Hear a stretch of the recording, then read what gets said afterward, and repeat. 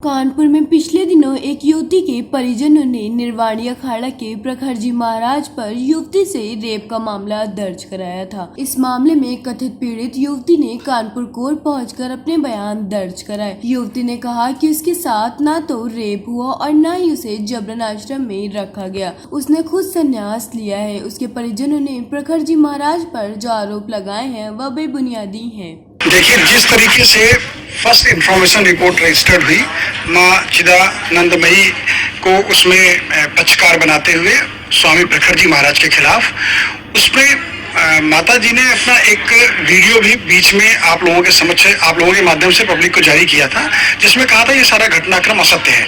इसी संदर्भ में आज माननीय न्यायालय में सिविल जज जूनियर डिवीजन संख्या 5 में माता जी का 164 सीआरपीसी का स्टेटमेंट हुआ। 164 के सीआरपीसी के स्टेटमेंट होने से पहले 161 सीआरपीसी का स्टेटमेंट भी हुआ। दोनों बयानों में माता जी ने ये कहा कि जो घटनाक्रम दिखाया गया है वो पूर्णतया असत्य है। साथ ही साथ जो फर्स्ट इंफॉर्मेशन रिपोर्ट रजिस्टर्ड कराई गई है वो भी असत्य है। इस तरह की कोई भी घटना कहीं भी नहीं हुई। माननीय न्यायालय के समक्ष बयानों में, इन्वेस्टिगेशन ऑफिसर के समक्ष बयानों में माता जी की तरफ से यानी चिदानंदमयी जी की तरफ से जो बयान आया है वो बयान निश्चित रूप से सत्य है। और उस बयान के आधार पे माननीय महाराज जी, हमारे प्रखर जी महाराज जी की तरफ से एक मानहानि का सेक्शन 500 में मानहानि का मुकदमा माननीय न्यायालय में दाखिल किया गया है। और जो दीवानी प्रक्रिया है मानहानि की, उसको भी माननीय न्यायालय के माध्यम से अग्रसारित किया गया है। उसमें जो माते जी हैं यानी माँ चिदानंदमयी जी हैं, उनकी माता और पिता, और साथ में जो महिला आयोग की चेयरमैन हैं पूनम कपूर जी, क्योंकि उनको पूरी घटना की पूर्ण जानकारी थी, उसके बावजूद उन्होंने इस तरह का आदेश पारित करते कि एफआईआर रजिस्टर्ड कराई जिसका कोई आधार नहीं था। तो ऐसी परिस्थिति में उनको पक्षकार बनाया गया है। माननीय जो महाराज जी हैं प्रखर जी, उनकी तरफ से केस फाइल हुआ। 5 करोड़ रुपए का मानहानि का दावा सिविल जज सीनियर डिवीजन कानपुर नगर के समक्ष प्रस्तुत किया गया। युवती ने खुद को प्रखर जी महाराज की शिष्य बताया। उसने कहा कि 2019 में एसडीएम कोर्ट में एफिडेविट दिया था जिसमें उसने अपने संन्यास की स्थिति को स्पष्ट कर दिया था। उसके बाद वह 6 महीने अपने घर में रही, लेकिन उसके माँ बाप उसकी मनोस्थिति को नहीं समझ सके। माँ बाप ने मनोस्थिति को समझने के बजाय उसके साथ मारपीट की। वह अपनी मर्जी से प्रखर जी महाराज के आश्रम में रह रही है। उसके साथ कोई जबरदस्ती नहीं की गई। वह प्रखर जी महाराज की तरफ से महिला आयोग की सदस्य पूनम कपूर और युवती के माँ बाप पर 5 करोड़ की मानहानि का दावा किया है, जिसके संबंध में कोर्ट में केस फाइल कर दिया गया है। आपको बता दें कि पिछले दिनों युवती के परिजनों ने प्रखर जी महाराज पर युवती से रेप करने और उसे बंधक बनाने का आरोप लगाया था, जिस पर किदवई नगर थाने पर प्रखर जी महाराज के खिलाफ मामला दर्ज हुआ था। इसी के सिलसिले में युवती आज अपने बयान दर्ज कराने कोर्ट पहुंची थी। मैं माँ चिदानंदमयी शिष्या स्वामी श्री प्रखर जी महाराज, मुझे माध्यम बना के मेरे गुरुदेव को, स्वामी श्री प्रखर जी महाराज को, उनके ऊपर चारित्रिक शोषण के आरोप लगाए गए, दुष्कर्म, बलात्कार आदि जैसे आप कहते हैं उन सब के आरोप लगाए गए। ये कि मुझे बंधक बना के हरिद्वार आश्रम में रखा गया है, ये सभी जो उनकी आरोप है ये सब असत्य है, झूठ पर आधारित है, काल्पनिक है। मैं अपनी स्वेच्छा से सन्यासी बनी, सन्यासी हूँ। मैं कोई लड़की, युवती, पीड़िता ये सब नहीं हूँ। मैं एक सन्यासी हूँ, साध्वी भी नहीं। साध्वी जो होता है वो गृहस्थ आश्रम में जाते हैं, मैं सन्यासी हूँ। तो मैंने स्वेच्छा से सन्यास धर्म को स्वीकार किया और गुरुदेव के शिष्या के रूप में ही हरिद्वार आश्रम में निवास करती हूँ। मेरे साथ कोई दुष्कर्म नहीं कभी किया गया और मुझे कभी भी बंधक बना के नहीं रखा गया। सन्यास मेरी स्वतंत्र इच्छा से हुआ है। 2019 के दिसंबर महीने में मैंने एसडीएम कोर्ट में एक एफिडेविट दिया था जिसमें अपनी सन्यास की स्थिति को स्पष्ट किया था। उसके बाद मैं दो महीना पूर्वाश्रम के घर में ही रही कि मेरे पूर्वाश्रम के माता पिता स्थिति को समझे, लेकिन वो समझने में असमर्थ थे। उन्होंने दबाव बनाने की कोशिश की। एक दिन मारपीट पर उतारू होने वाले थे। उस दिन ये हुआ कि ठीक है आप घर छोड़ के जाओ। तब मैंने वो घर छोड़ा और उसके बाद मैं शुक्तार आश्रम में रहने लगी। वो लोग लॉकडाउन के पूर्व वहां भी आए, मार्च के महीने में, मार्च 2020 में। उन्होंने वहां पे भी 1 महीना रहे, खूब हर प्रकार से समझाने का प्रयास किया कि मैं वापस गृहस्थ आश्रम में चली जाऊं, लेकिन मैं संन्यास मार्ग पर दृढ़ थी। तब उन्होंने मेरे साथ मारपीट की। अप्रैल के महीने मई 2020 में, उसकी मैंने भोपा थाना में रिपोर्ट दर्ज की, मेरी मेडिकल भी हुई। लेकिन क्योंकि हम साधु महात्मा, तो गुरु जी की इच्छा यही थी हमेशा कि कभी उन पे कार्यवाही नहीं की जाए, जैसे भी है मेरे पूर्व आश्रम के माता पिता हैं, तो कोई कार्यवाही नहीं हुई। और ऐसी स्थिति में गुरु जी ने भी हमको यही बोला कि ऐसा करो, जब ऐसा ही है तो आप वापस घर जाओ। लेकिन मैंने गुरुदेव से यही कहा कि गुरु जी मर जाऊंगी लेकिन घर नहीं जाऊंगी। तब गुरुदेव ने बोला कि यदि मेरे ऊपर चाहे जितने भी चारित्रिक दोष लगे या मुझे कुछ भी सहना पड़े, जब आप कहते हो कि आप मेरे शिष्य हो तो आपका संरक्षण मैं करूंगा। अब आप यहीं रहो, अध्ययन पूजन जो आपको करना है करो, जो होगा हम लोग संभालेंगे। इस प्रकार से मैं शुक्ताल आश्रम छोड़कर हरिद्वार आश्रम में रहने लगी। और इस बीच इन्होंने विगत 2.5 वर्षों में नाना प्रकार की मुझे मानसिक प्रताड़नाएं दी। रोज कोई ना कोई कंप्लेन, कभी कोई जांच हरिद्वार आश्रम आए, कभी कुछ आए, उसका सबका खंडन किया गया। पिछले वर्ष 2021 में एक जांच बाबूपुरवा थाना और महिला आयोग के माध्यम से आई थी। पूनम कपूर जी की नॉलेज में ये पूरा केस था कि मैं अपनी स्वेच्छा से हरिद्वार आश्रम में रह रही हूँ, सन्यासी हूँ, साधु महात्मा हूँ, मेरे साथ कोई दुष्कर्म नहीं हुआ है, ना ही मैं बंधक हूँ। लेकिन वो सब उसकी जांच के बाद ये केस क्लोज किया गया। उसके बाद आज फिर जो ये एफआईआर गुरुजी के खिलाफ की गई है, ये सब शायद एक षड्यंत्र के तहत की गई है कि साधु महात्मा को बदनाम करना। आजकल साधु महात्माओं का के चरित्र पर लांछन लगाना बहुत आसान हो गया है। बस सिर्फ एक किसी को खड़ा कर दीजिए कि हमें इनका चारित्रिक शोषण हुआ और साधु महात्मा की इमेज वहीं चली जाती है। तो ये जो हुआ है ये बहुत गलत हुआ है। इसके लिए जो भी जिम्मेदार लोग हैं, चाहे मेरे पूर्व आश्रम के माता पिता हो या जिस किसी भी की भी गलती से चाहे एफआईआर भी दर्ज कराई हो, जैसे मुझे पता चला कि पूनम कपूर जी ने आदेश दिया कि एफआईआर लॉन्च होनी चाहिए। जब उनकी नॉलेज में ये पूरा केस था तो उनको इस प्रकार का आदेश नहीं देना चाहिए था और एफआईआर लॉन्च करने के पहले जो जांच होनी चाहिए थी वो जांच होनी चाहिए थी। तो ये जो कमी रही है, इसकी वजह से एक महापुरुष की इमेज को जो क्षति पहुंची है और जो हम सभी को, एक ये देखिए, जो साधु महात्मा है वो सामाजिक विषय होता है, किसी व्यक्तिगत विषय नहीं होता है। साधु महात्मा आप सब कानपुर वासी भी गुरुदेव को जानते हैं, सब लोग जानते हैं, और गुरुदेव ने सदैव विश्व कल्याण के लिए ही कार्य किया है। अभी भी काशी में 2-2.5 महीना जो यज्ञ चला 51 दिन का, वो विश्व स्तरीय। देखिए अभी मैं उनका नाम नहीं लेना चाहूंगी क्योंकि है सब गुरु परिवार के ही लोग, लेकिन कुछ लोग होते हैं जिनका निजी स्वार्थ होता है।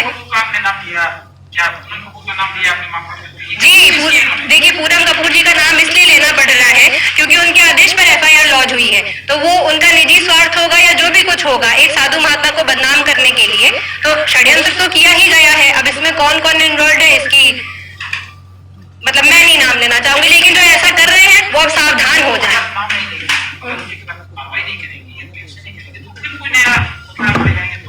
देखिए गुरुदेव ने हमेशा यही शिक्षा दी है कि साधु महात्मा होने के नाते हम लोग को यही इच्छा रखनी चाहिए कि कभी ये कोर्ट कचहरी के चक्कर में ना पड़े, किसी को जबरदस्ती वो नहीं किया जाए। हमारी इच्छा यही है कि जो भी इसमें जुड़े थे अभी तक, जिन्होंने अभी तक गुरु जी के खिलाफ षड्यंत्र किया गया है, वो सब इससे एक शिक्षा ले कि असत्य टिकेगा नहीं। अगर वो झूठे आगे भी इस प्रकार से कुछ भी रचना चाहेंगे तो वो सब खंडित होता चला जाएगा। तो वो शिक्षा ले कि कौन सत्य है, साधु महात्मा महापुरुष इस प्रकार से परेशान ना करे, और यदि ये रवैया आगे चलता रहेगा तो फिर उन पे उस हिसाब से देखा जाएगा। जी मानहानि का दावा हम लोग ने किया हुआ है। उसमें जो गुरुदेव की उन्होंने इमेज को क्षति पहुंचाई है और मुझे भी, मेरा भी एक तरीके से, देखिए आप ये बताइए, जो माता पिता अपने वो कहते हैं, क्या माता पिता किसी अपने बच्चे के लिए सोच सकते कि उसके साथ बलात्कार हो? और ये जो अपने को माता पिता कहते हैं, इन्होंने झूठा बलात्कार का आरोप लगा दिया, मेरी भी तो इमेज खराब की। तो ये सब जो हुआ है ये बहुत गलत हुआ है, ऐसा नहीं होना चाहिए। और आगे मैं आप सबके सहयोग की इच्छा करूंगी। पूर्व आश्रम के माता पिता और उसमें पूनम कपूर जी को भी पार्टी बनाया गया है। आपने किया है महाराज जी की तरफ से हुआ है, मेरी तरफ से भी आगे हम लोग देखते हैं, आवश्यकता पड़ेगी तो वो भी करा जाएगा। अभी पहले ये था कि ये हुआ। हाँ जी मेरे नहीं जी जैसे जब मेरा संन्यास हुआ था तो मेरे अकाउंट में रुपया पैसा था, क्योंकि मैं जॉब भी करती थी, कुछ मेरा रुपया था, कुछ पूर्वाश्रम के माता पिता भाई बंधुओं का था। तो जब मैंने संन्यास लिया तब यही था कि मुझे घर की धन संपत्ति से या किसी से भी कोई मतलब नहीं है, तो मेरे अकाउंट में जो भी रुपया था वो सब मैंने उनके खाते में अपने संन्यास के साथ साथ ट्रांसफर भी कर दिया था। नहीं मतलब कभी इस प्रकार से उन्होंने हमसे तो बात नहीं की, लेकिन जैसे उन्होंने जो हमारा पीपीएम पब्लिक स्कूल विद्यालय है, पता चला कि उन लोग वहां पे गए, वहां पे फोटो खींचे, और जब वहाँ की केयर टेकर उनके पीछे जाते थे तो वो लोग गाड़ी से भाग जाते थे। तो अब इसमें जैसे मैंने आपको कहा, लोग जुड़े हुए हैं, नहीं जुड़े हुए हैं, कौन जुड़ा हुआ है पता नहीं, लेकिन ये सब एक षड्यंत्र के तहत, चाहे वो गुरुजी की प्रॉपर्टी, धन संपत्ति इकट्ठा करना या जो भी उनका उद्देश्य हो, ये उद्देश्य है।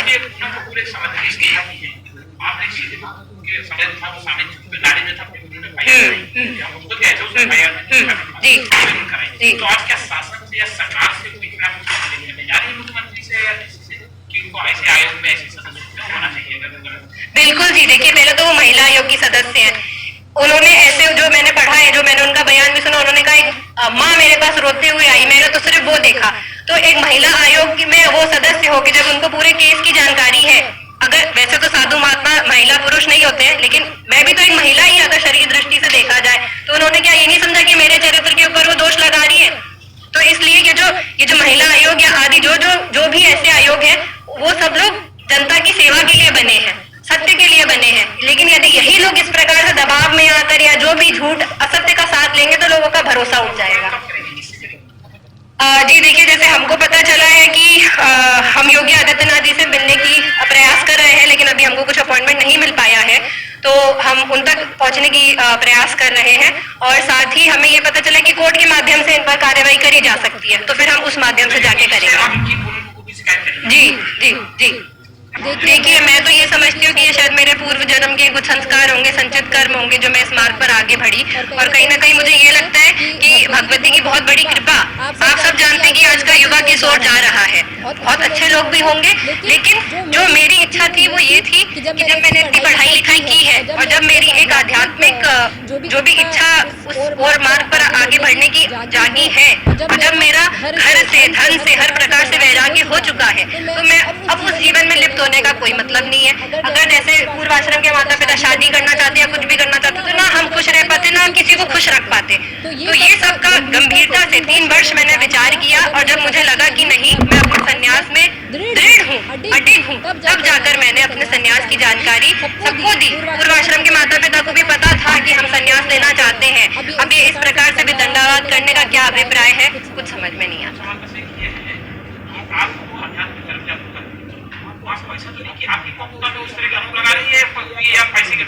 देखिए, जैसे मैंने कहा, माँ की ममता होती तो बात अलग थी। वो शायद मेरे से संपर्क करने की कोशिश करती। उन्होंने अपनी FIR में लिखा कि वो हरिद्वार आश्रम है, उनको भगा दिया गया। असत्य। मैंने उल्टा संन्यास के बाद जब मैं हरिद्वार आश्रम आई, मारपीट का हुआ, तो मैंने उनको एक पत्र लिखा अपनी मानसिकता बताते हुए कि देखिए भाई, जिस घर में साधु महापुरुष होता है, आप समझो आगे बदनामी हो गई या कुछ, तो उसकी 21 पीढ़ियां तर जाती है। एक श्लोक भी है, त्रिसप्तभिः पिता पूतः पितृभिः सतेन घा। तो एक पीढ़ी जो अभी चल रही है और पिछली 10 और आगे की 10, 21 पीढ़ियां तर जाती है। तो आप लोग यदि सोचो कि हमारे साधु बनने से आपकी बदनामी हुई या कुछ, तो ये सब कुछ नहीं है।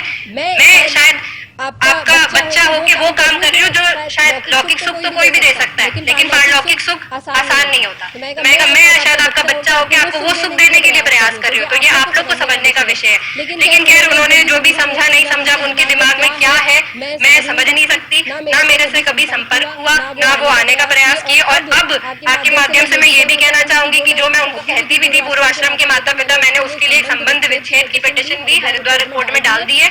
जल्दी हमारा वो जो माता पिता और पुत्री का संबंध है, जो आप पुत्री कह के वो मुझे कंप्लेन करती है, वो भी खत्म हो जाएगा। और मैं यही रिक्वेस्ट करूंगी कि वो आगे कभी मेरे से संपर्क करने की कोशिश भी ना करे। ऐसे लोगों का शक्ल देखना भी पाप है। देखिए, हो सकता है, लेकिन ये बात कभी हमारे पास सामने नहीं आई। जी जी। देखिए, सबसे बड़ी संभावना ये कि वो गुरुजी को, जैसे गुरुजी को सबसे पहला उद्देश्य था उनको बदनाम करना। जब उन्होंने हमको शुक्ताल में मारपीट की, तब उन्होंने कहा हम जान से मार डालेंगे आपको। गुरुदेव को, आश्रम के सभी लोगों को बदनाम करके छोड़ेंगे। अब उद्देश्य उनका जो भी होगा, भाई उनको लगता होगा कि